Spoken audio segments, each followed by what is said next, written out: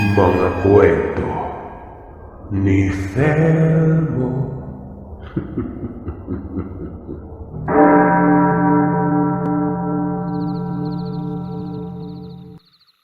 Mahigit 20 taon na ang nakalipas nang mangyari ang karanasan kong ito. Kasama ang aking pamilya. Alam niyo mga kagiliw, wala nang mas hihigit pa sa sakit na nararamdaman ng isang lalaki kung ang ilaw ng inyong tahanan at ang tanging nagbibigay sa iyo ng suporta at lakas sa lahat ng mga ginagawa sa buhay ay tuluyan ng lumisan sa mundong ito at iniwan kang may malaking pagsisisi sa puso ang nararamdaman.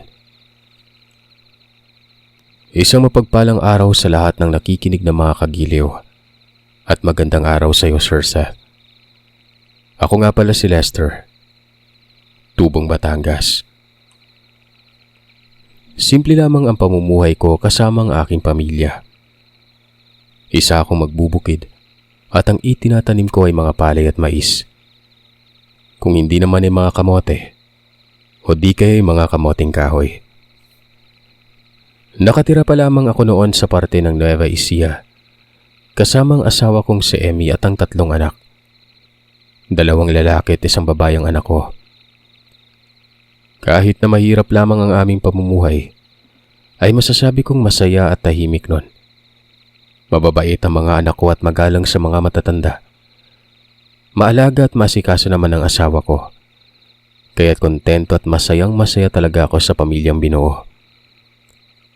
Hinga lang, sinubok kami ng panahon at katatagan sa buhay. Nagkasakit ang anak naming babae at sinabi ng doktor na kailangan daw maoperahan kagad sa puso dahil nanganganib umano ang buhay nito. Halos magkandaw-gaga kami mag-asawa kung saan maghahanap ng malaking halaga sa gagawing operasyon. Nalapitan ko na ang lahat ng kaanak at mga kaibigan ko pero hindi pa rin sapat ang halagang nalikom namin noon. Ang huling alas kong naisip ay ibenta ang bukirin at ang bahay namin. At yun nga ang napagkasunduan namin mag-asawa. Binenta nga namin ang bahay at lupa. Wala na kaming pakialam noon kung sa kangkungan man kami pupulutin. Ang mahalaga, maipagamot lamang namin ang aming anak at gumaling ito. Saka ko naiisipin pa mga sumunod na gagawin matapos harapin ang pagsubok na yon. Nagtagumpay naman sa operasyon ng anak ko. At yun ang malaking ipinagpasalamat ko sa taas. Pag-uwi namin sa bahay ay nanatili muna kami ng mga 1 linggo mahigit. Nakiusap kasi ako sa taong nakabili ng bahay namin na kung maaari ay papagalingin ko muna ang anak ko matapos ng operasyon. Kahit mga 2 linggo lang, bago kami umalis ng bahay noon. Mabuti at mabait ang taong nakabili at pumayag ito sa pakiusap ko.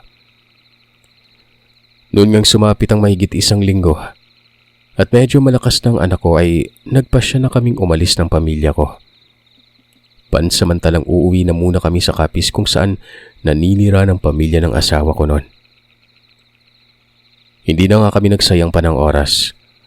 Agaran na kaming bumiyahe. Pagdating namin sa lugar ng pamilya ni Emmy, malugod naman nila kaming pinatuloy. Masayang-masaya mga magulang ng asawa ko dahil nakita na rin nila ang mga apo nila noon.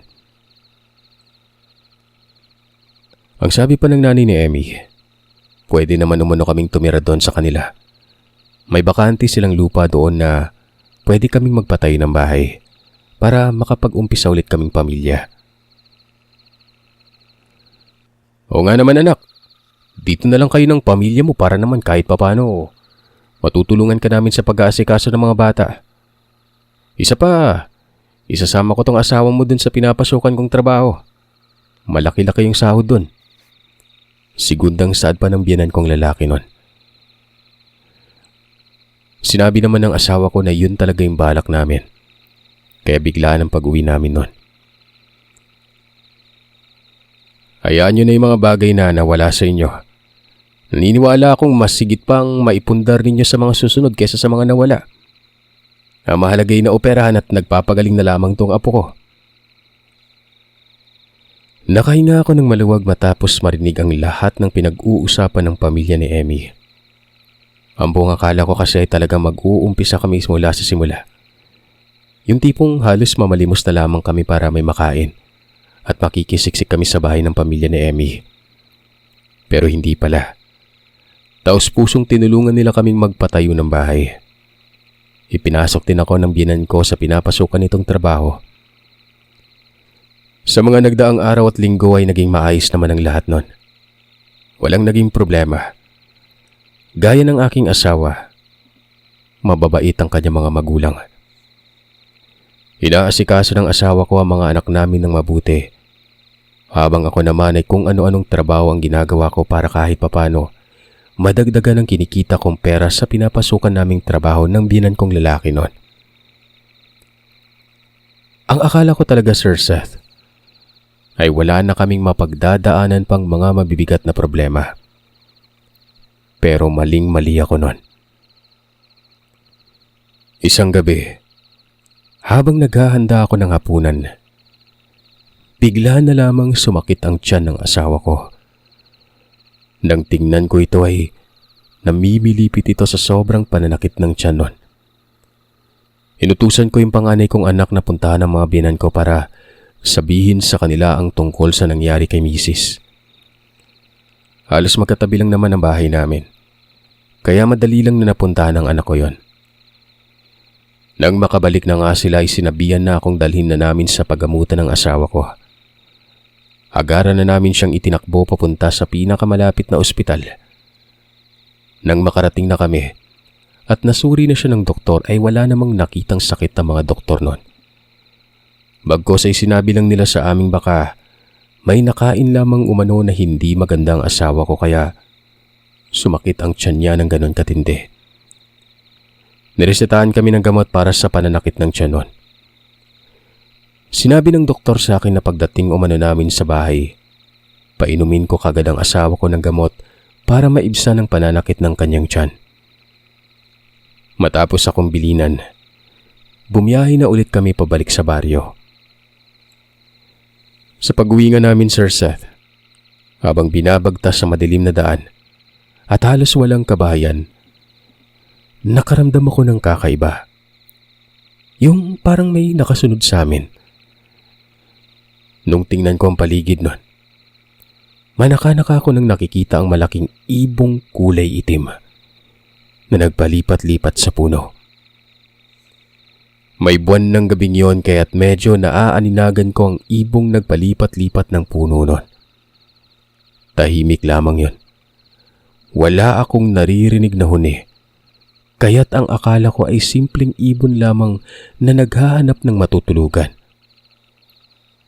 Pero gayon na lamang ang gulat ko nang maramdaman kong binilisan na ni Tatay Dadoy ang pagpapatakbo ng tricycle. Sinabi ko sa biyenan kong lalaki na kung pwede, ay medyo bagalan niya lang ang pagpapatakbo. Baka mapano ang asawa ko sa loob ng tricycle nun. Nasa parte pa naman kami ng bako-bakong daan ng mga sandaling yun kaya't masyadong matagtag na at gumigewang-gewang pa ang minamaneho nitong tricycle. Tay, yung asawa ko ho, baka mamaya mapano siya eh. Magdahan-dahan lang po tayo sa pagmamaneho. Hindi pwedeng sinasabi mo, Lester. Hindi ko pwedeng bagalan yung pagpapatakbo. May nakasunod sa atin. Nakasunod ho? Sino? Wala naman akong nakikitang nakasunod tayo. Ang siste nga ay kami lamang ang taong nasa malawak na daan. Walang ibang sasakyan ang nakasunod sa amin nun. Nagulat naman ako nang sabihin sa akin ng biyenan ko na hindi sasakyan ang tinutukoy niyang nakasunod sa amin, kundi isang aswang. Aswang? Anong aswang yung pinagsasabi mo, tay? Sinabi nitong mamaya na lamang raw niya ipapaliwanag. Ang mahalaga, sa ngayon ay makalayo na kami sa lugar na yon dahil hindi kami pipigilan ng aswang na humahabol sa amin hanggat hindi kami nakakalayo sa lugar na yon. Sinabihan ko ang biyenan ko sa loob ng tricycle at asawa kong kumapit sila ng maigi dahil mas lalo pang bibilisan ni Tatay Dado ang pagpapatakbo ng sasakyan. Kahit na naririnig kong impit na umiyak ang asawa ko sa sobrang pananakit, ay pilit pa rin itong sumasagot. Noon ngang mas binilisan pa ni Tatay Dadoy yung pagpapatakbo ay napapakapit na lamang ako ng mahigpit. Ilang sandali pa, naririnig ko ng paghuni ng wakwak. At noong tingnan ko ang ibon kaninang nagpalipat-lipat ng puno, nanlaki ang mga mata ko dahil pabulusok na yun papunta sa kinaroroonan namin. At sa palagay ko, ay doon nanggagaling ang huni ng wakwak na yon. Napansin kong sinipat ni Tatay Dadoy sa pamamagitan ng salamin ang ibong papabulusok na. Nagiba na rin ang klima ng hangin at unti-unti na akong tinubuan ng kilabot sa sarili. Sa kabutihang palad, napagtagumpayan naming makalayo sa sinasabi ni Tatay Dadoy na humahabol sa aming aswang. Nang makarating na kami sa bahay, himalang nawala ang pananakit ng tiyan ni Emmy noon. Pagpasok namin sa loob ng bahay, masigla ng asawa ko na animoy walang matinding sakit na dinaramdam kanina. Nang makaupo ng asawa ko ay narinig kong tinanong siya ng kanyang ina kung ano ang kinain niya kanina bago kami maghapunan. Marahil, yun ang naging dahilan kung bakit sumakit ng gano'n na lamang katindi ang kanyang tiyan. Narinig kong sinabi ng asawa kong natatandaan niya kaninang hapon na bumili pala siya ng kakanin doon sa matandang naglalako. Tinanong siya ulit ng kanyang ina kung kilala niya ba ang taong nagbebenta ng kakanin.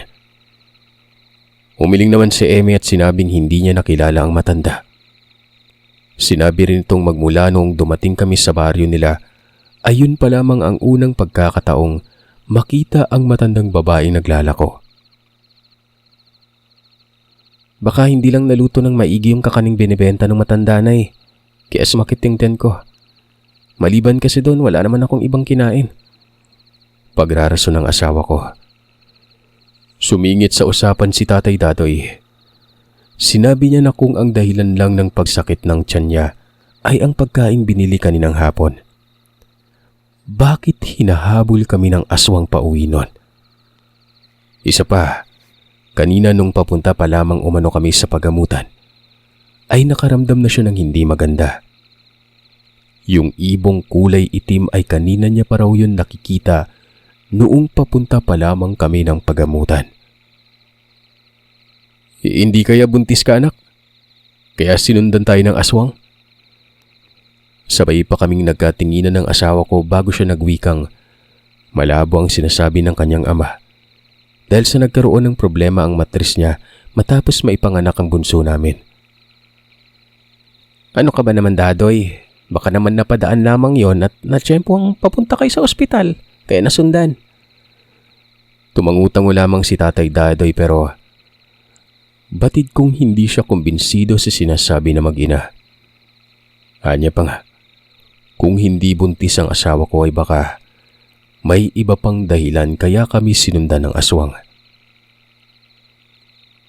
Nagkibit balikat lamang siya at sinabing hindi niya alam ang dahilan pero malakas ang pakiramdam niyang may dahilan talaga ang nilalang na yon kung bakit kami sinusundan. Sa bahay na kumain ng mga biyanan ko dahil anong oras na sila nakauwi sa bahay nila. Bago sila umalis ay binilinan ako ni Nanay Salome na kung may kailangan o may hindi magandang mangyari sa asawa ko, puntahan ko lamang raw sila kaagad nun. Mababaw lang naman umano ang tulog ni Nanay Salome kaya magigising siya kaagad. Sige po, Nay. Maraming pong salamat sa inyong dalawa ni Tatay sa pag-aasikaso sa pamilya ko. Ay sos, wala yun. Natural lang sa magpamilya ang nagtutulungan. Kaya ikay huwag mong suluhin ang problema ha.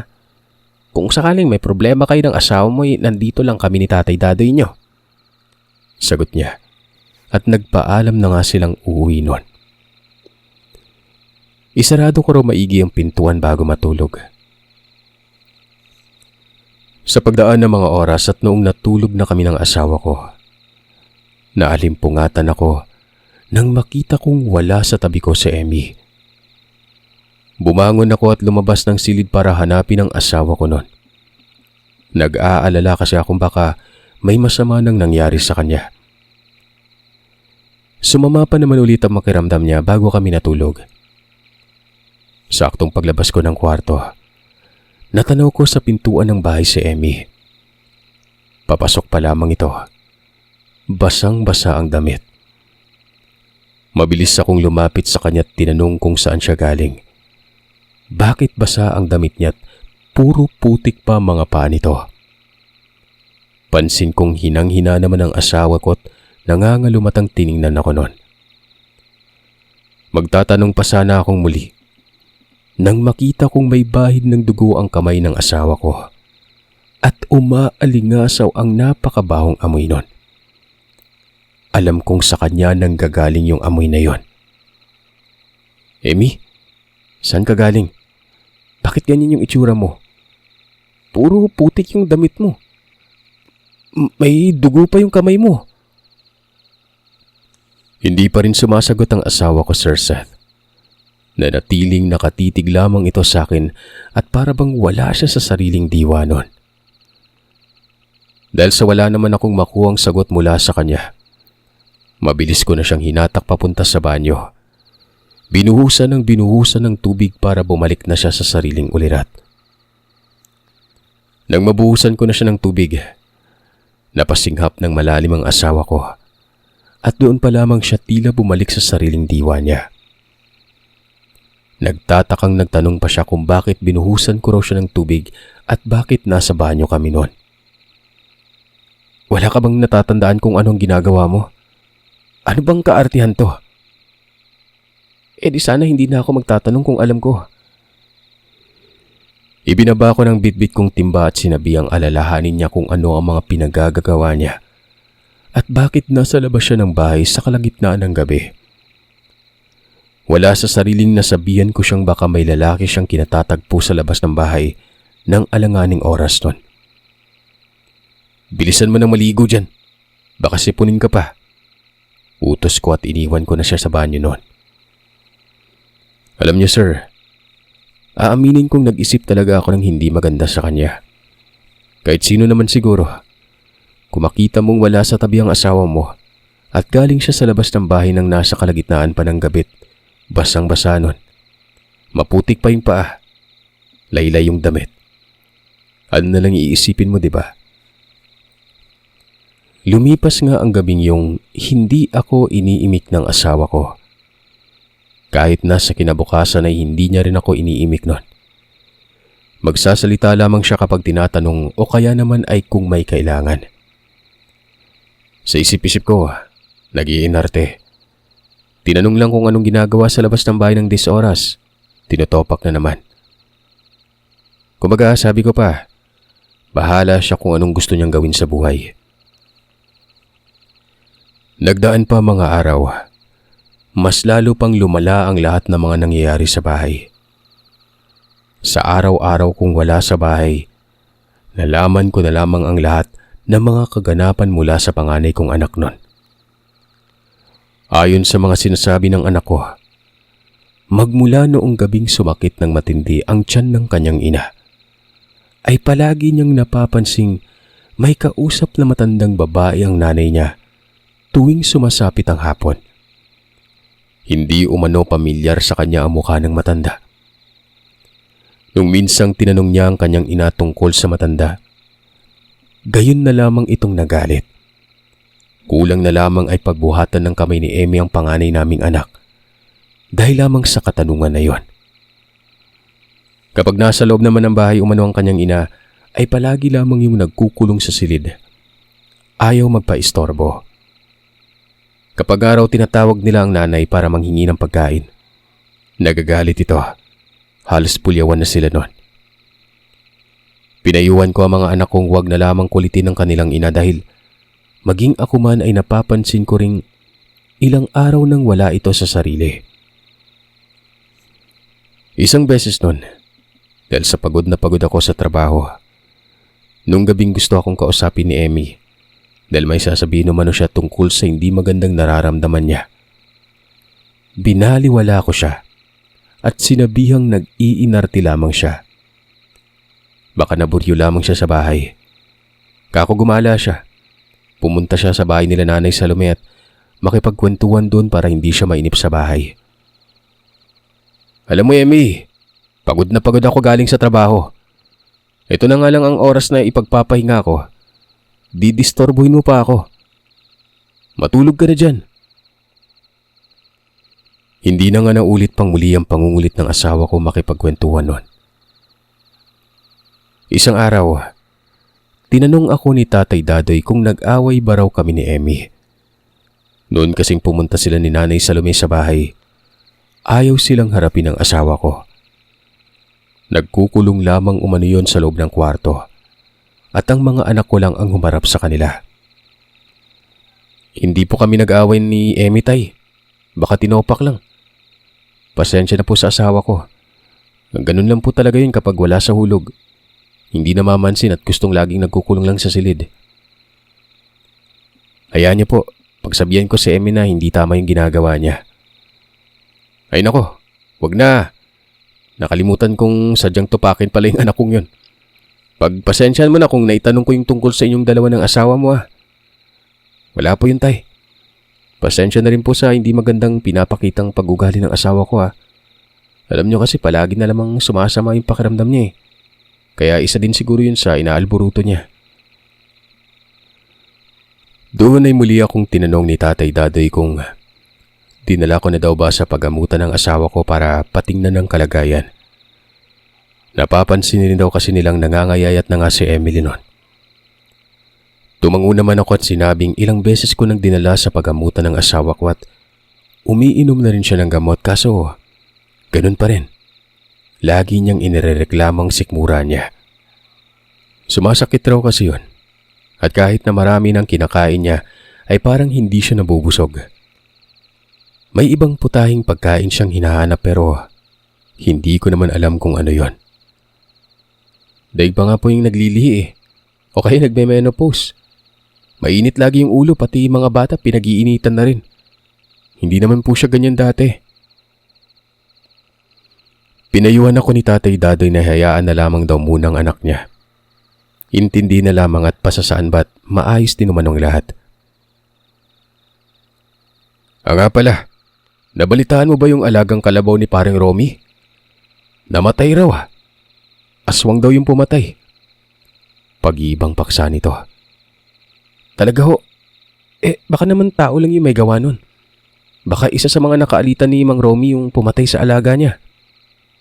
Imposible. Tingin ko hindi normal na tao yung pumatay sa nakakaawang kalabaw na yon. Sabi ng karamihan, halos maubos raw yung laman loob ng kalabaw Parang dinukot raw ng matatalas na bagay yung tiyan.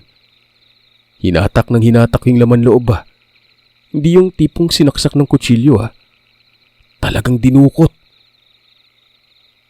Nagdadalawang isip ako kung paniniwalaan ko ba ang sinasabi ng binan ko hindi nun.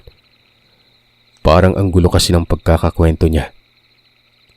Sino ba naman kasing tao o nilalang ang papatay ng hayop at laman loob lang ang kukunin? Kinahaponan ng araw na yon ay napagpasya namin ni Tatay Dadoy na magkatay ng manok at mag-inuman ng konti.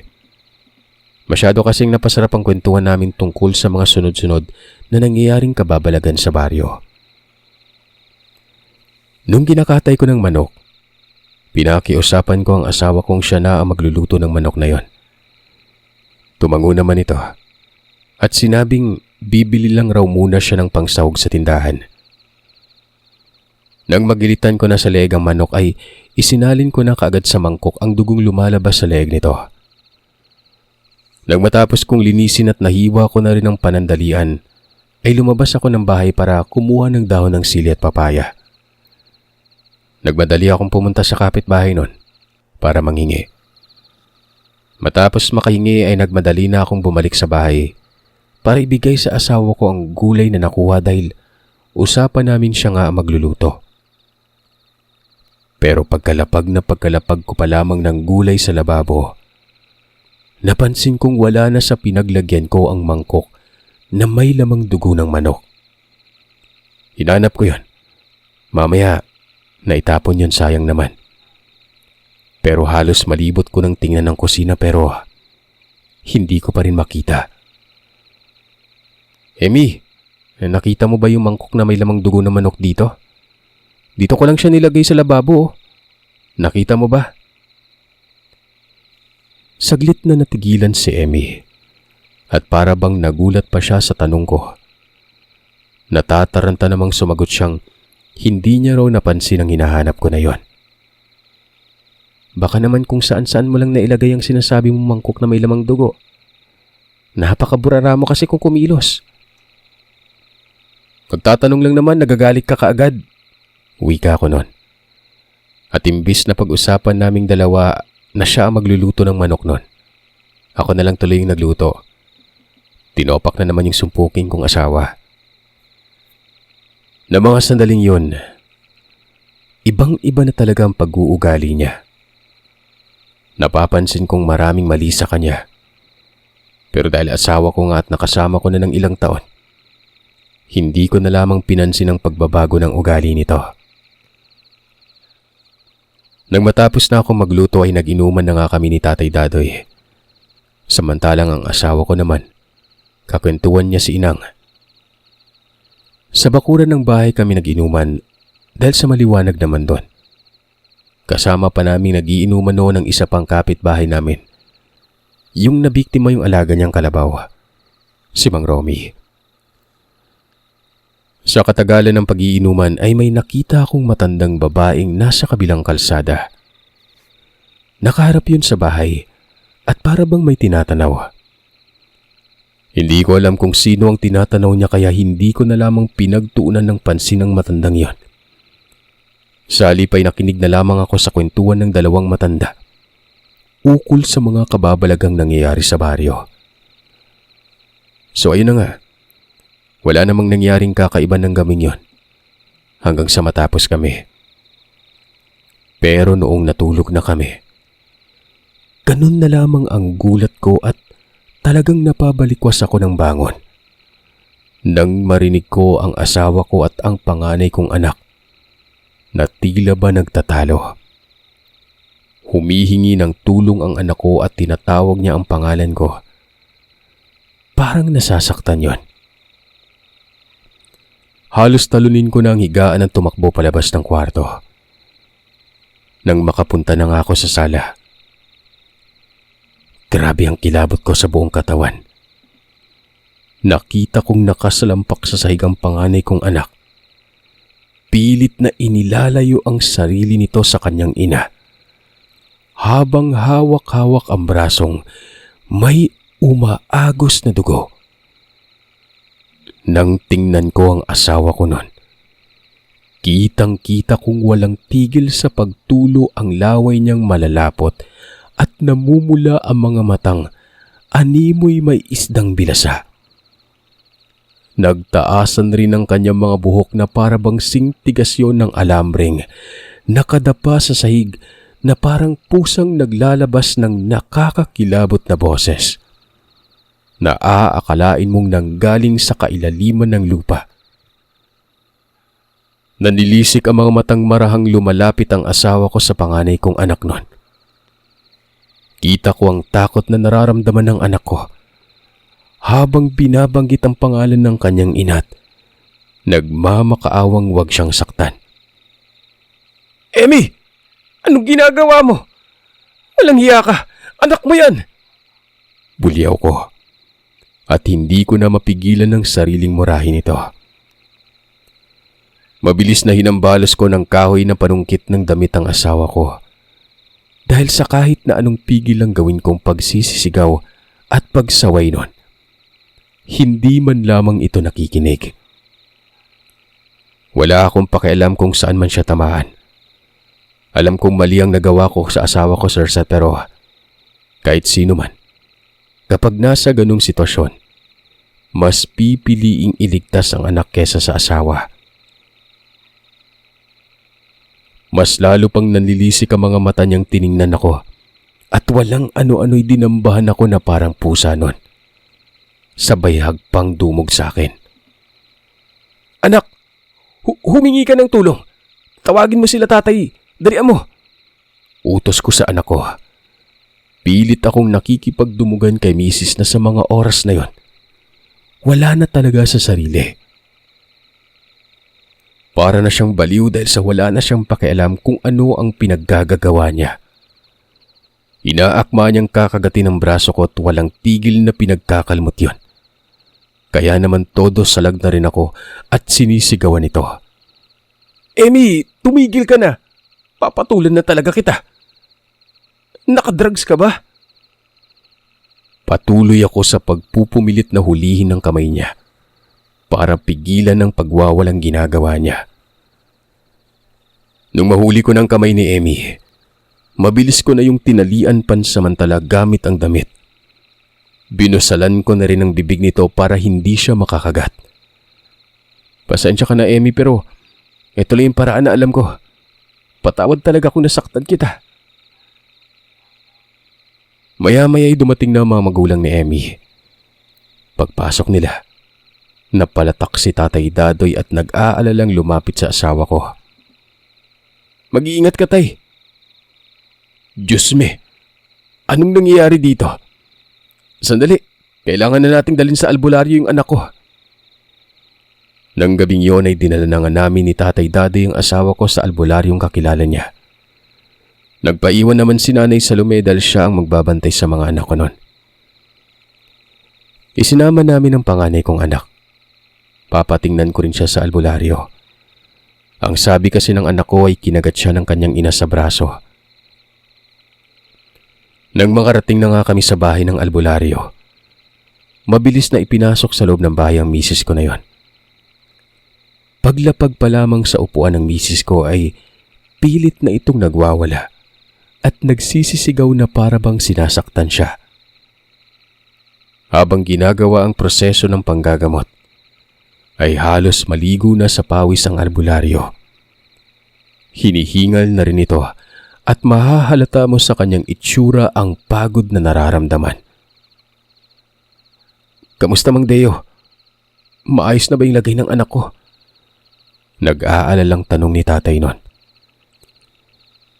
Isang malalim na buntong hininga lamang ang naging sagot ng albularyo. Teka, anong ibig sabihin ng buntong hiningang yan? Tanong ko. Sinipat ko ang misis kong nangihina ng nakaratay sa higaan nun. Humingi ng pasensya ang matanda at sinabing huli na ang lahat. Masyadong naging mabilis ang pangyayari dahil sa loob lamang ng maiksing panahon ay nabuhay na sa loob ng sikmura ni misis ang alagang ibong tiktik ng aswang na ginagamit nito sa pagyayanggaw. Ano pong ibig niyong sabihin huli na yung lahat? Sa mahinahong boses ay isa-isang ipinaliwanag sa amin ng albularyo kung ano ang nangyari sa asawa ko. Sinabi niya ring tuluyan ng naging aswang si Amy at wala na kaming magagawa pa. Halos pagsakluban ako ng langit at lupa matapos kong marinig ang sinabi ng albularyo. Samot-sari ng nararamdaman ko at naitanong sa sarili kung bakit hindi ko man lang binigyang pansin ang kakaibang ikinikilos ni Mrs. Non.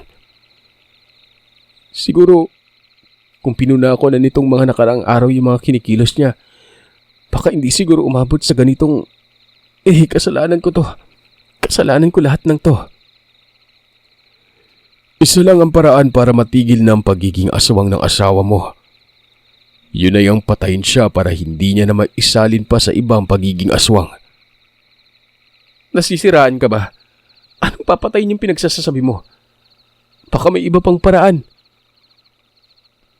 Natigil ako sa pagdadrama nung makarinig kami ng malakas na kalampagan sa bakuran ng bahay. Para bang may dambuhalang ibon ng galit na galit at pinagsisisira ang bakod nun. Nandyan na ang aswang na yumanggaw sa asawa mo.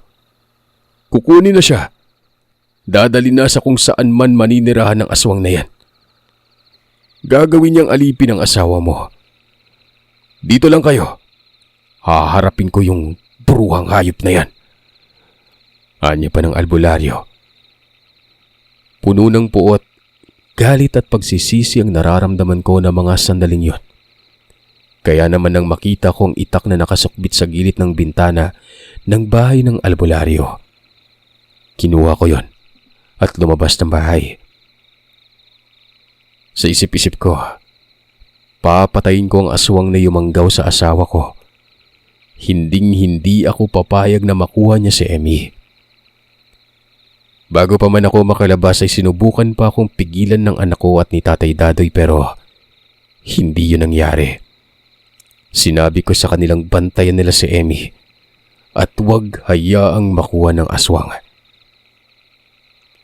Paglabas ko nga ng bahay, nakita kong nakikipagsagupa ng albularyo. Kahit na sobrang nakakapanghilakbot ang wangis ng nilalang at sa bawat paghun nito ay nanonood yon sa kalamnan ko, hindi ako nagpapatinag nun. Mabilis akong tumakbo at walang pagdadalawang isip na hinataw yung itak na yon. Pero nakakailag ito at matapos niyang ihagis ng walang kahirap-hirap ang albularyo, ako naman yung hinarap niya. Galit na nagmumura ako nun. Sinabi ko sa kanyang kailanman, hindi niya makukuha ang asawa ko. Dadaan muna siya sa bangkay ko bago niya makuha si Emily. Umatungal yon na naging sanhi ng panandalian kong paghinto dahil sa pagkabigla. Nang makabawi ako, mabilis ko nang hinataw ng itak ang aswang. Pero bigo pa rin akong matamaan yon. Sa bagay, nahirapan nga yung albularyong yon. Ako pa kaya? Makalipas ang ilang minutong pagharap ko ay magkanda lasog-lasog na ang buo kong katawan. Sa bawat paghampas o paghambalos ng nilalang sa akin ay naririnig ko ang pagtunog ng buto ko kung saang parte ng katawan ako natatamaan. Pero hindi ako nagpapatinag nun, Sir Seth. Pilit pa rin akong tumayo. Lumaban, kahit na halos duguan na ako. Yung albularyo, nahihirapan na rin ito. Ilang saglit lang ay muli na naman akong hinawakan sa leeg ng nilalang. Parang pinaghubarang damit lang na inihambalos at inihagis ako sa paanan ng puno ng niyog. Nandilim ang paningin ko nun. Ang buong akala ko ay mamamatay na ako ng mga sandaling yon dahil para na akong nagdidiliryo at hirap na akong tumayo. Maya-maya pa, nakita ko ang nilalang na nakaangat ang dalawang kamay na para bang itatarak na nito sa katawan ko ang kuko niya. Napapikit na lamang ako nun. Pero sa maniwala man kayo o sa hindi, Sir Seth, narinig ko ang sigaw ni Emmy. At noong idilat ko ang mga mata ko, nasa harapan ko na si Mrs. at mahigpit ang pagkakayakap sa akin nun. Kita kong nagdudugo ng bibig niya nun. Umatungal naman ang pagkalakas-lakas ang nilalang. Doon ay nakita kong sa likuran pala ng asawa ko tumama ang kalmot ng nilalang na yon. Doon na nagkaroon ng pagkakataon ng albularyo at mabilis na nitong pinulot ang itak na nabitiwan ko't walang habas na pinagsasasaksak ang nilalang na yon. Nasambit ko na lamang ang pangalan ng asawa ko nung makita kong dahan-dahang pumipikit na mata niya at lumaylay na ang kanyang kamay. Ang sakit, Sir Seth. Nakita ko at harap-harapan habang yakap-yakap kong nalagutan ng hininga ang pinakamamahal kong asawa. Puno ng iyakan ang kaganapan ng gabing yon. Bigo kaming bumalik sa bahay. Ang panganay kong anak lamang ang siyang nagamot ng matanda.